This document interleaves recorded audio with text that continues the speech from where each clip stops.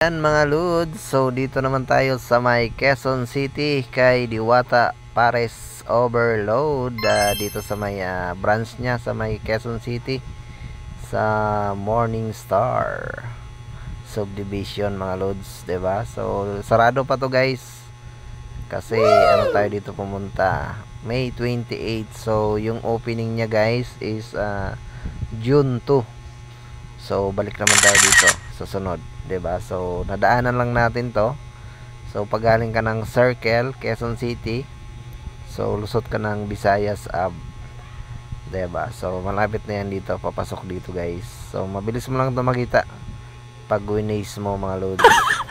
'Di ba? So Diwata Pares Overload at branch at Quezon City, mga lodi. Ayan yung may ano na gate kulay itim. Diba? So, di pa tayo nakapasok sa loob. Dito lang tayo sa labas mga lods. For the vlogs muna tayo dito sa labas. Kasi close sila. Ang opening niyan sa June 2. Diba? So, mekos lang tayo dito sa labas mga lods. For the video lang tayo mga lods. Ayan. Thank you sa mga viewers natin dyan. And thank you sa lahat ng mga solid supporters natin mga lodi. So, live tayo ngayon dito sa Quezon City, 'di ba? Sa branch ni Diwata Pares Overload. Dito na si kabilog nyo. So galing tayo ng Pasay. So dumiretso tayo rito.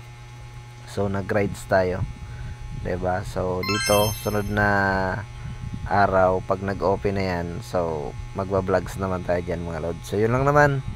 Ingat kayo lagi. So thank you and God bless sa inyo guys. Diba? Salamat sa lahat nag-comments, nagla-like, nag-share ng ating videos. Diba? So yun lang naman. Ingat kayo lagi. So thank you and God bless sa inyong lahat. Bye bye po.